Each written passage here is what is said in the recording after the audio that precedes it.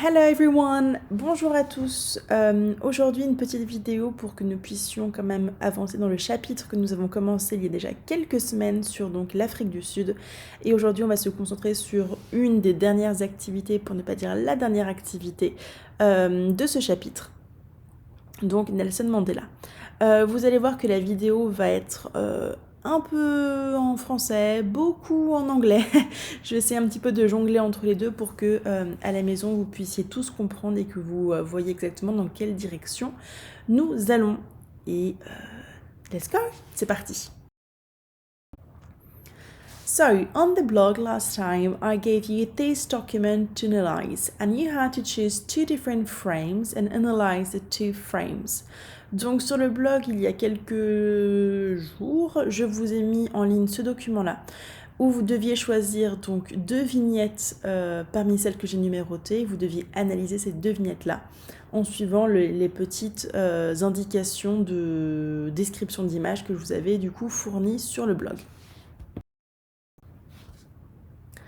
So, how to analyze the frames? So, you've got 3 steps to respect. Step number 1 is what can you see? Okay, because every time you have a different hand and you need to analyze the position of the hand. Number 2, you've got why. What does it represent? And number 3, when was it? Donc, vous avez ces 3 étapes-là qui vont vous permettre d'analyser les vignettes. La première étape, c'est qu'est-ce qu'on voit, d'accord? Donc, à chaque fois, vous voyez que ce sont bien des mains. Et les mains vont être à chaque fois dans une position bien particulière. Et justement, cette position particulière amène à la question numéro 2 qui est pourquoi, qu'est-ce que ça représente? Et enfin, la question numéro 2 qui est qu'est-ce que ça représente amène obligatoirement à la question numéro 3 qui est quand est-ce que ça a eu lieu, quand est-ce que ça s'est passé, d'accord? Parce qu'on du coup, on étudie la vie de Nelson Mandela à travers les vignettes et chaque vignette est là pour raconter un événement historique sud-africain précis. Donc, maintenant, on va passer à l'étude des 5 vignettes. Voilà comment on va procéder. Donc là, vous voyez la vignette numéro 1 que je vous ai mise. Je vais vous afficher au fur et à mesure les 3 questions qu'on a vues dans la diapo juste avant. Et entre chaque question, je vais vous laisser le temps d'y réfléchir dans votre tête ou à voix haute. Vous faites comme vous voulez. Et une fois que vous avez je vous ai laissé le temps nécessaire pour réfléchir, je vous montre le vocabulaire que j'attends. D'accord? Donc vous allez voir pour la première vignette comment ça va se passer. Puis au fur et à mesure, vous allez prendre l'habitude pour les 4 autres vignettes. Let's go. So, question number 1. What is it?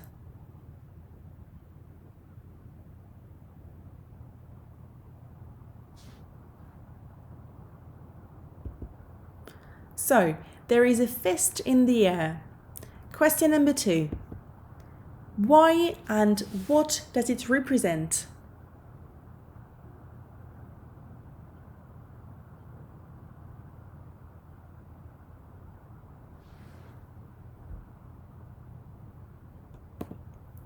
So, it represents the fight and the demonstrations. And to finish, question number 3. When was it?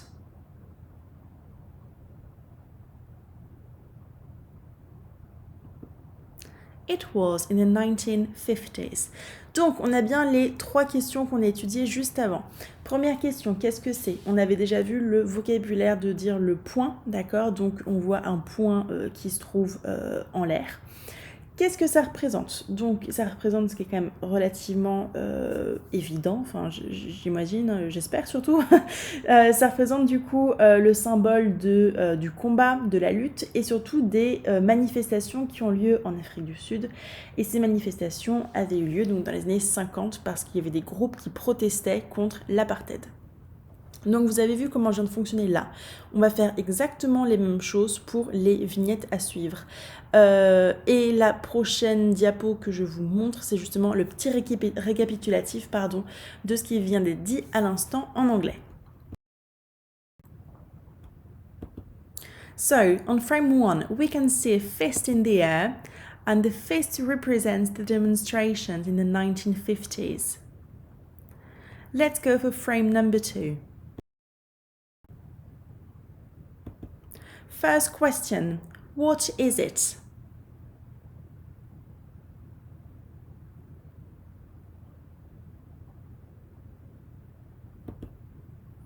It's a chained hand. Number 2, why and what does it represent?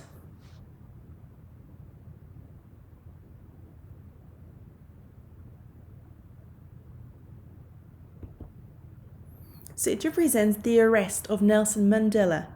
And question 3, when was it? S'il vous plaît, ça fait 100 fois qu'on le dit. Quand est-ce que Nelson Mandela a été arrêté? Vous le savez, j'espère. In 1962. Okay, he was arrested in 1962. Let's sum up. So, there is a chained hand because Nelson Mandela was arrested in 1962 as a terrorist. Let's move on frame number 3.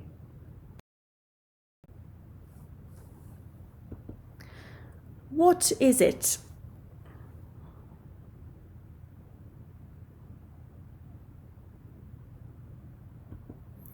So you can see a hand and the hand is making a V sign. Yes, can you see the fingers? Like a V sign with the fingers. And this V sign has a very particular symbol. So what does it represent?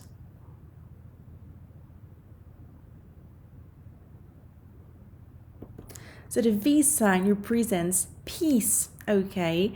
And why peace? Because Nelson Mandela was released from prison, all right? And when was it? When was Nelson Mandela released from prison? It was in 1990, okay? Normally you should be right about it. So in 1990, he was released. So there is a hand making a peace sign. Nelson Mandela was released from prison after 27 years. Good for you? Now let's move on frame number 4. What is it? And please pay attention to the colors. So there are 2 hands shaking. There is a black hand and a white hand. Why? What does it represent? Come on, a black hand, a white hand, apartheid. South Africa, it represents the end of apartheid. And when was the end of apartheid? I know, difficult question, right? It was in 1991. So, on frame 4, 2 hands are shaking. There is a black hand and a white hand. And it symbolizes the end of apartheid in 1991. And now let's move on to the last frame. What is it?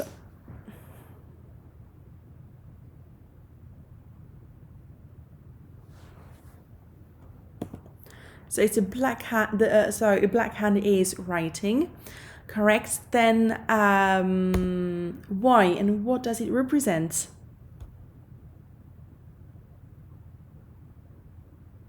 I mean, should be easy, right? So Nelson Mandela became president, and the big question is, when did he become president? It was in 1994.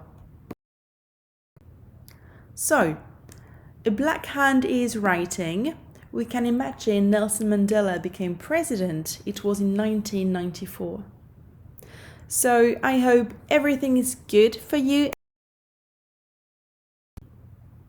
Take your copybook. Please, you go back on Prenez and you write the lesson, okay? Donc, vous prenez votre cahier, vous écrivez la date, vous écrivez le titre.